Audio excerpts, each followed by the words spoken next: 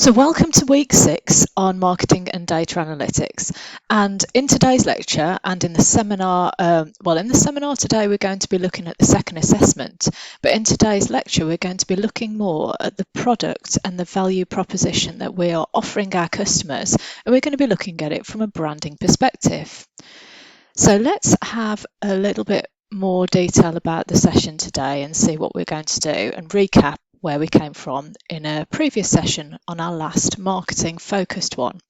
So in our last focusing marketing one, we looked at this idea of segmentation.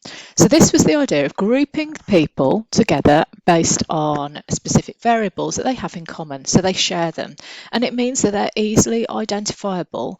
And then when we've grouped a number of characteristics together and we've got our profile, we create a target group of customers.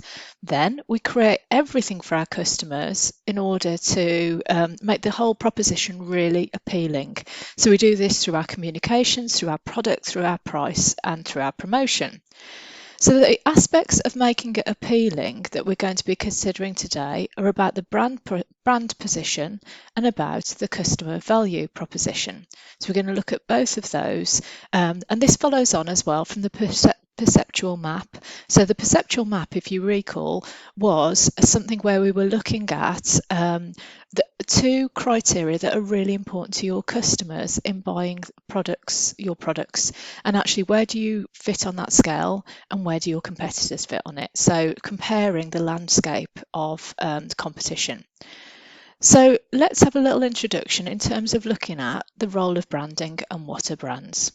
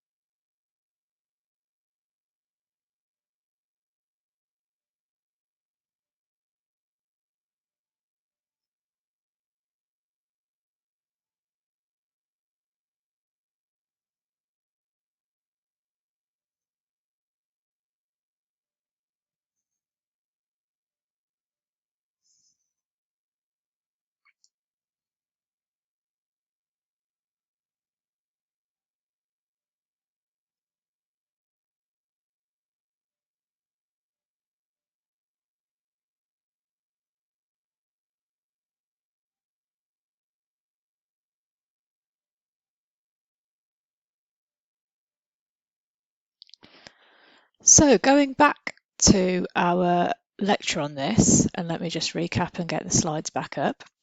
So when it comes to brands, it's about creating perceptions in people's minds. So brands are a way of coding these perceptions, and actually what they do is they set expectations. So we do this by creating unique elements that could be colours, visual identity, and we create memories, so customer experiences, stories about the brand.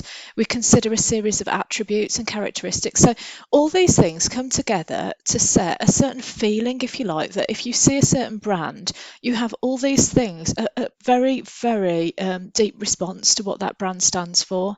And the ideal with it is that you then choose a particular brand over another brand, which is why companies spend so much money on branding.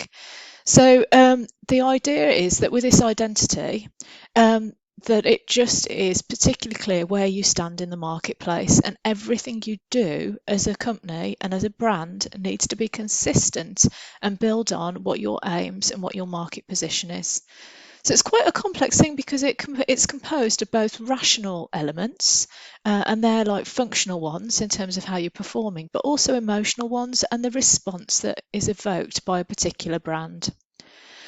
So it's really important for us as consumers because we know who's made it, and when we know who's made it, we know what to expect. We also know who to complain to or who to comment on if we're really delighted with it. And the net benefit of all of that means it's less risk. So we know what we're going to get when we use a certain brand. So we don't have to spend the same time on thinking, trying, looking at different reviews. We know if we buy X, we will get Y. And so therefore the search cost, so the cost being the time and potentially the cost it actually takes to look at a variety of brands, is reduced. And we're entering into a contract, a psychological contract, if you like, with the person or the organisation that's made that brand. And actually, brands can be a symbolic device. So it can be a prestige brand. So it could be a very expensive car that we've got, an Aston Martin or something like that, which shows it's all about it. It reflects our values. So it's a sort of brands are a very good way of identifying who we are. Or we may choose a Dacia, and we choose that as a car brand instead because we appreciate value for money, and maybe we want to show we're less materialistic, but we're more savvy consumers. So the concept of self in branding is really important, and it's also a signal of what type of quality we're buying. So Aldi, the supermarket, has done a lot of work on increasing their perception of the quality that they produce, up to this point where actually, if there are food tests done, they test against Aldi's food rather than M&S's food now as the highest mark of quality. However, their price does not match that, so they're actually in an unusual position in the sense of being good value but high quality. So ultimately, the reason why we invest so much, or organisations invest so much in brand, is to trigger a series of behaviours. The first one be we give something a go, we try it. Okay, so an example of this is Frosted Cheerios. Now, when they launched Frosted Cheerios onto the market, they'd already got a captive market of Cheerio lovers and people who liked and knew the brand and what the product stood for. So the Frosted Cheerios was merely a small variation, and because it was so similar to what they already knew and people had already invested in the brand and liked it, the uptake of Frosted Cheerios was, I think, 0.5% of the cereal market in the country that they launched in, which is actually quite a significant chunk of the market, with no above the line advertising, because they didn't need it because people already knew what they were buying into. And one of the benefits of big brands or big well-known brands is that if they launch something new, people are more likely to try it because they already know what the brand stands for. So they try something and then they share it, they share their experience. They are delicious, those Cheerios. So we're putting that on social media, and that results in something called word of mouth, or abbreviated to WOM. And there's a lot of research about EWOM, so electronic word of mouth, where we use digital marketing as a way to facilitate word of mouth. And this ultimately then builds a level of loyalty with our brand, because then people hopefully continue to buy it, invest more in it, tell us what they think about it, and it starts to, and maybe even see it as part of their identity if they truly love the brand. So in terms of the importance of brands, They are hugely important because they're about the DNA of an organisation and then what the organisation stands for. They are a promise that they're making to their consumers, and actually they should be differentiated from other competitors. So they're building on reputation, they're building a level of trust with us because there's a connection and a relationship.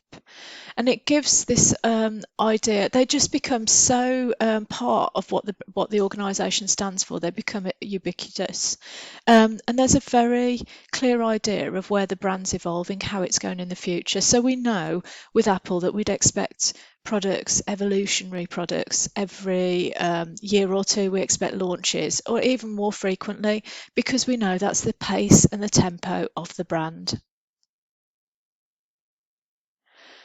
So, an organisation strategy must align with the brand. So they must be on track together and incorporate both the mission and the vision of the organisation. So it's all about what the organisation stands for, and then they create an identity that fits that. So they're looking at a visual identity includes the logo. So that's like a clear sign. It literally is a sign of the organisation, and they choose a colour palette to support it. They then consider how they're going to design it. So is it going to be on a metal? Is it going to be on, it depends what media they've got available. But it gives this clear identity at a glance as to what the organisation stands for. And we understand what that means as consumers. And that's the important thing. Now, it also presents a sort of personality, if you like, of the organisation, and that needs to be consistent with everything they do and everything they stand for. Now, coming back to the segmenting, targeting, and positioning, it should also be consistent with what the target market appeals as well, appeals to them, and it needs to be transparent. So it needs to be very open and honest and have a level of authenticity across everything. So when we're building our brand, we build something called brand equity, and that's a knowledge about the brand and that's a perception about it. And that comes through the awareness of the brand, so what it stands for, and that will relate. So depending on how strong that is how closely it's or how strongly it's embedded in people's memories. And there are two options here. The first one is if we were to go shopping and we know we want some tomato sauce, but we're not sure which one we want. And then we're like, oh, there is one that I like and I can't remember. So I look at the supermarket shelf, I see Heinz tomato ketchup. That's the one. But I have to see it. I remember the brand. I see on the brand there's a royal warrant, which shows that it's been approved by the Queen. So it obviously is the best in the range of ketchups available. Now, alternatively, brand recall is when we put on our shopping list, I just, instead of Diet Cola, Pepsi Max. So we name it literally by the brand and we're not going to go for anything else. So even if it's not on special offer, even if it's a premium price, that's the one that we're going for. So what we want to do as a brand, we want to get to recall. So basically we own the category for our consumers. We are the only choice. However, what we may start off by being is recognition. So first of all, they might need some additional triggers as we're building the brand and if they don't use this very frequently. So the whole the whole benefit, sort of reason why brands are so invested in by their organisations is because it's about a memorisation process. So we learn to remember what the brand is, and that gives advantages because as consumers we learn what it stands for. And then we also need to understand, or the organisation does, what are the consideration factors that people might buy on. So this is again back to our perceptual map, and what choices might they have, and then we can determine something called the elaboration likelihood model. So what this involves is looking at how likely are they to purchase what we want in terms of how motivated are they to do it, and then have they got the means and the on many levels financial, but sort of the self-esteem to engage with whatever we are providing. So building all this sort of intellectual capital, if you like, around our service offering and our products and goods is quite a complex process, and it involves us embedding a series of messages back to the definition of brand about the stories, the memories, the visual identity. So when we're creating our brand image, we need to consider how strongly people understand what we do and what makes us different. So what's their level of brand knowledge? So some of our communications might be about increasing the level of brand knowledge. Did you know that our product does not contain caffeine? Did you know that our policies are sustainable to the environment? And the stronger that people understand these messages, the stronger the brand association. So quite often these are created as straplines. So Tesco's, every little helps. And the idea is that they're cost effective in what they deliver. I'm trying to think of other ones. There's M&S. Has got one that differentiates itself. It's not just M&S. It's not just fish and chips. It's M&S fish and chips, for example. So it's not just it's M&S. So the idea is that it's a position above the competition. Then we've got to work out, in terms of these brand associations, are they actually what the market wants? Do they provide the customers with what they need and want? Are they relevant to the marketplace? So it's one thing if we're better at a certain, our products are a better quality, they're fresher, they're more unique. But actually, if the market doesn't want them, there's no point. So again, this comes back to this connection with the target market. And then how unique is what we're doing? So are we in a truly differentiated position? Sometimes that can actually come pretty much entirely from the brand. The products are really similar. A very good example of this is water. So water brands like Evian, like Smart Water, like there's Cointreau in France. They will position themselves as having different benefits from consuming them. So Evian has the Evian babies and it's live life, live young. So that's their branding, and very upbeat adverts where people are looking in shop windows and seeing back their baby reflection. And they even supplied, as part of their campaign, t-shirts with babies on and then your head on it. So again, it's bringing back this concept of live life, live young, and it's appealing to everybody. So it's got a mass market appeal, premium price product, and it's all very natural with the mountains on the branding and the logos. In contrast, I watched an advert for Cointreau where it has a series of women cycling on an exercise bike, and the more they cycle, the more a hologram appears, and the hologram is a gentleman who's stripping his clothes off. However, it's just an outline, so it's not actually a real image. But it was against the backdrop of an amazing building in Paris, and it had strong pulsing music. The more that they cycled, the more the music came on, the more character then sort of performed an act. And actually, this appealed to a female audience. It was cheeky, it was a little bit different. It was something that showed the more that they cycled, the more energy they consumed, the more the physical benefits of that, which were rewarded by a treat, which was this sort of cinematic experience. And so they were trying to appeal to the health benefits and the slimming benefits actually of using their water products, and their branding very much was more female led. So you'll see we've got two water products there, but they're looking at very different positions in the market, even though they're a very similar product. So that's what brands try and do. They try and differentiate themselves through their identity. So coming back to who we've chosen, once we've looked at our market segments, we've divided them down and we've picked a target customer. So we need to then understand what's going to appeal to them. And one way we can really resonate with them is to create a brand personality with our brand. And this isn't just a random thing, this is actually the concept that brands are like people, and we create connections with them, and we have our concept of self with them. So brands are given a series of personality traits as a way to differentiate them. And this is normally done, it's over time through the stories, but it's also through the advertising that's done as well. So it's the choice of imagery, the backdrops, the characters you might choose to support the brand, and even the employees matter. Now, I went to a lecture at Aston University where there was a professor of branding, and he was talking about the relationships that people create with brands. And it was fascinating because he had a series of students who transcribed some interviews that he held. And these interviews were where people were asked about a relationship with a brand that they'd had, where they'd been really close, used very, very loyal to that brand, but over time it had broken down the relationship and they no longer use the brand. Now, these students were asked to say, after they wrote up the notes, bear in mind the name of the brand was removed. So people didn't actually know what they were talking about. They were talking about the breakdown of something where they'd been very closely involved with them. And over time, a series of incidents had meant that they no longer engaged with that brand. Now, the students were asked what people were writing about, and every single student said it was the breakdown of a significant romantic relationship. And that gives us an indication as to how important branding is in terms of creating those associations and that level of loyalty.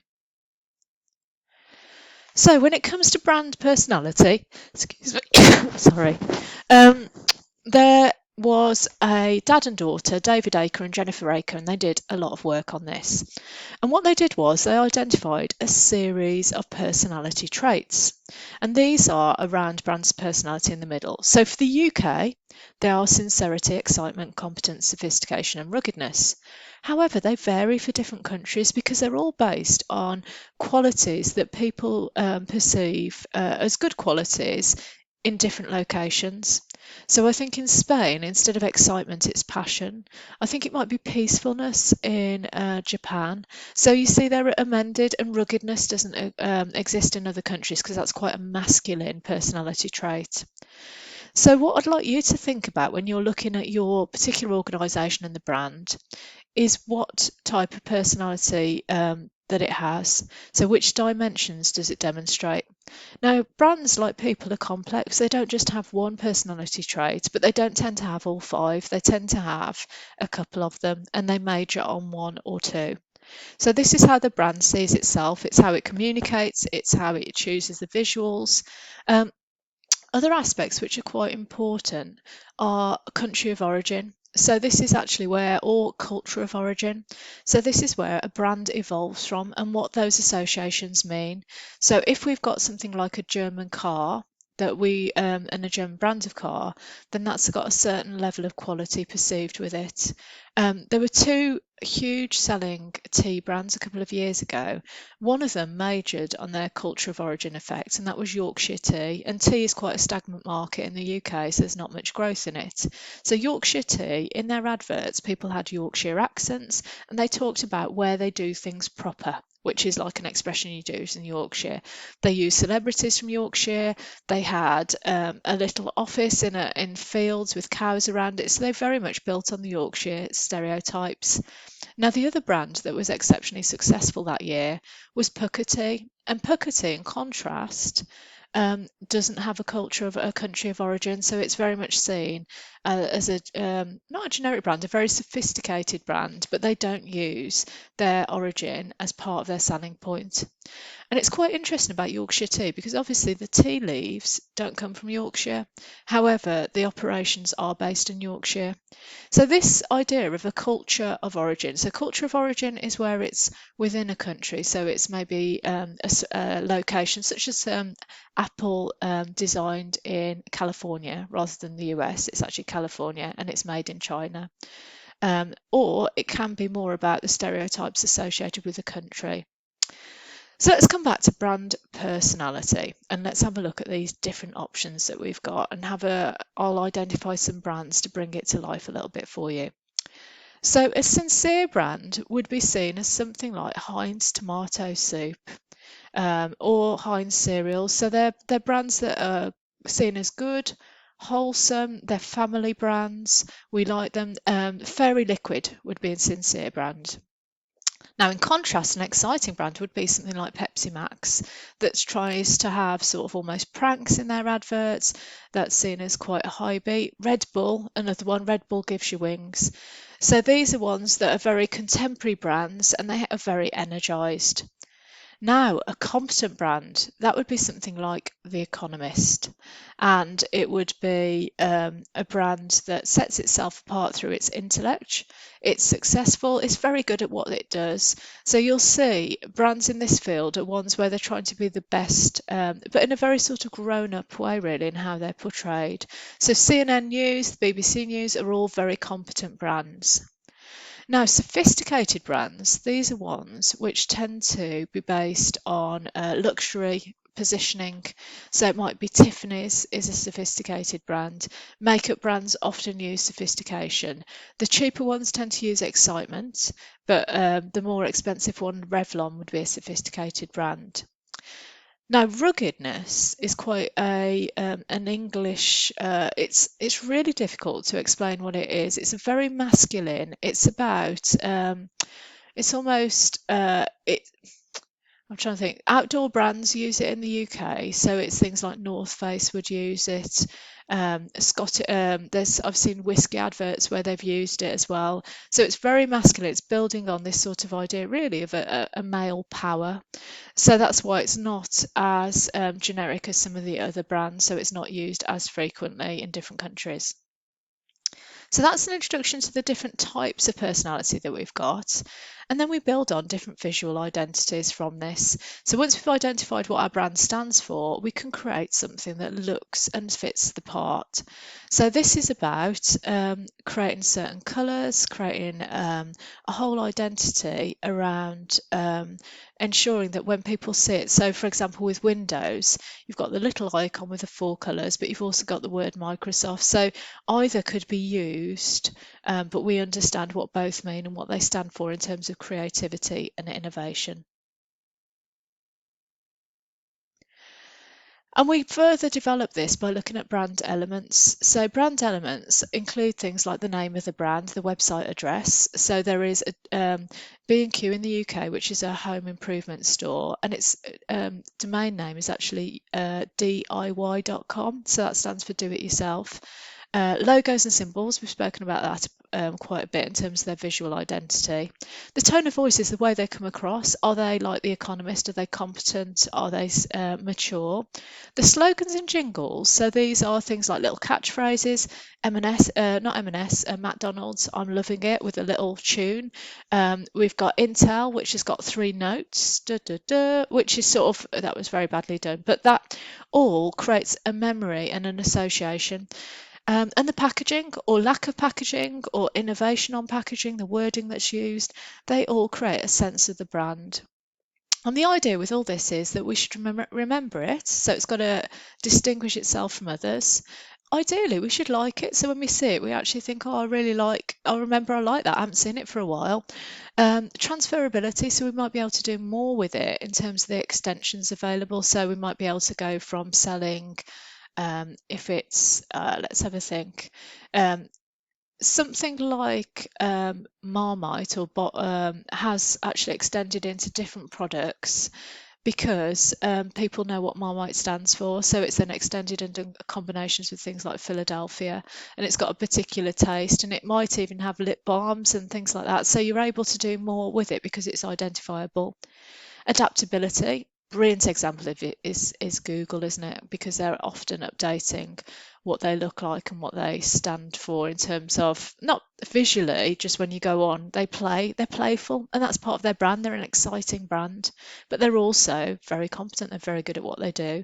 And actually, we want something we can protect. So Cadbury have Cadbury Purple, and this is really important to them because it means over countries, over different geographies, they can retain that purple. But also, if anyone else chooses to use it, even in the UK, if brides want to get married and use Cadbury Purple, they can't actually do it. They have to be very, very careful because Cadbury will contact them, so they have to use a different colour purple. And then, is it scalable? Can we use it over different countries? So the key why this is all so important, without our customers, we've got nothing. Our marketing orientation is customer focused, so we need to make sure everything is connected together with what they want. And so our brand is the key link in doing that. It sets us apart and it shows our customers we understand them and we understand what they want and need. But we also need to think about not just the mental associations through brands, but actually how else do we create value for our customers? So actually there are aspects we can do this in different ways. So one of them is about operationally. We need to make sure that we are very, very efficient in what we're doing. Because if we are, and if we're slick and if we're streamlined, like the big .com businesses, then actually we can forward our low pricing through our economies of scales onto the customer and still give them an amazing experience because it's all about volume. Alternatively, we may be the best in a range of our particular products. So M&S Food, I would suggest, are in product leadership. So actually, they're perceived as being the best in for if we wanted to buy a ready meal, if we want to buy something special to eat, and rather than going to a normal supermarket, we choose to go to M&S because it's not just that product, it's M&S product. And then customer intimacy. This is truly lovely. This is where niche companies can really work well on this because they can truly understand their customers and develop and adapt their offering to make sure that it's truly really special for them. So another way to consider the customer journey and where we add customer value is to look at how we stimulate interest in what we do. And we can do this through using a model called AIDA.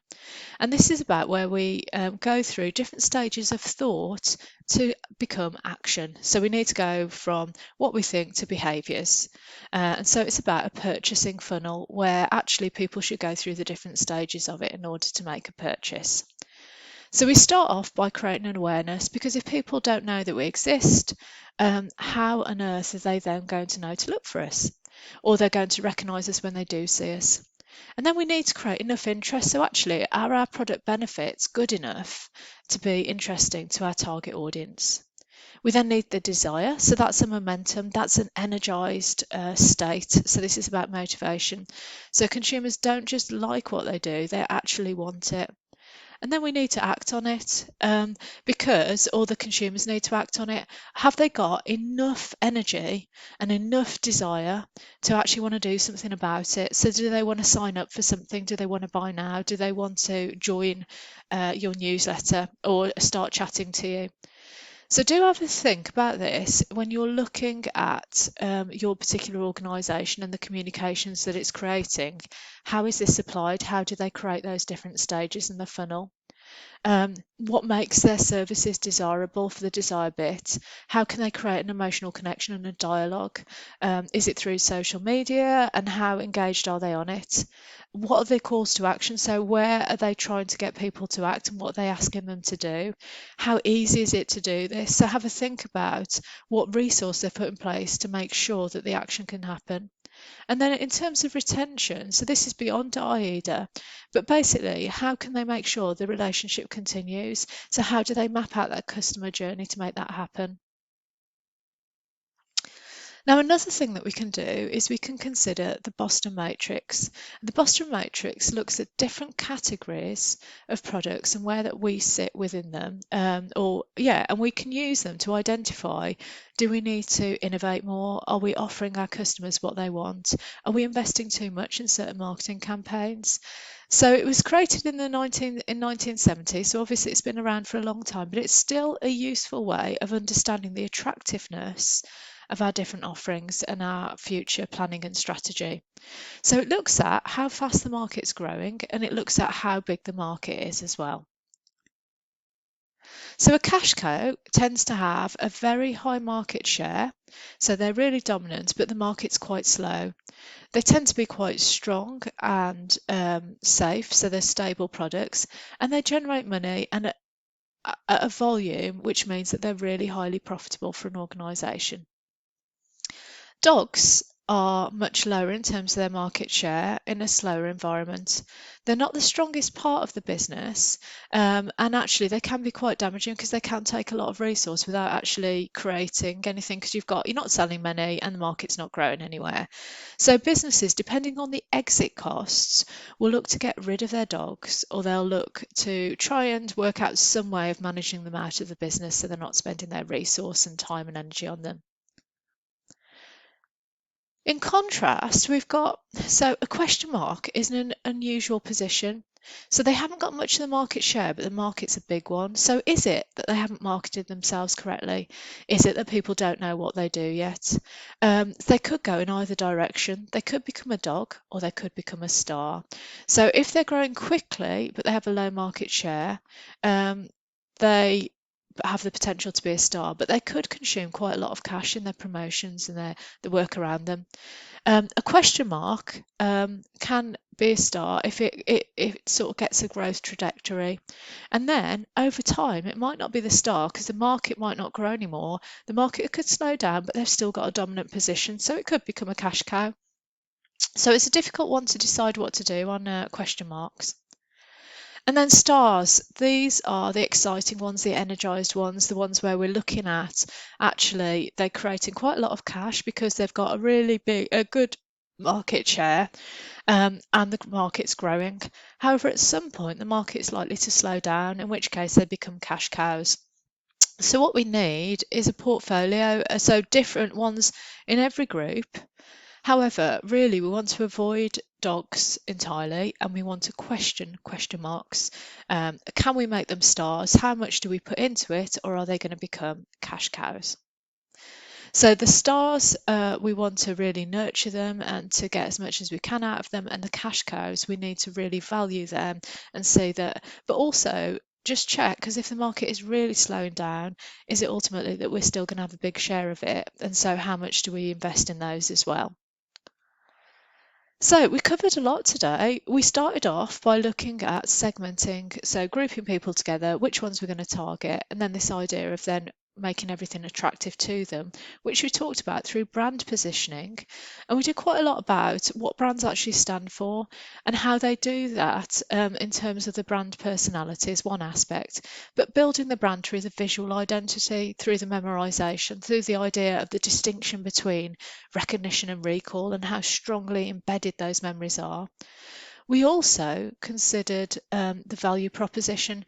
We considered how we build this through operational efficiency, and we considered, or alternatively, a superior product, or was it through customer intimacy? And then we looked at a couple of different models that help us understand where we add value to our customers, or the journey that our customers are going on and where we can add value.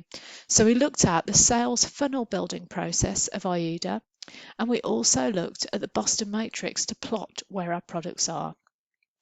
So I'd invite you to join us today for the live seminars, which are about your second assessment, so definitely worth coming along to. And then you've got, as usual, you've got a series of references for your information.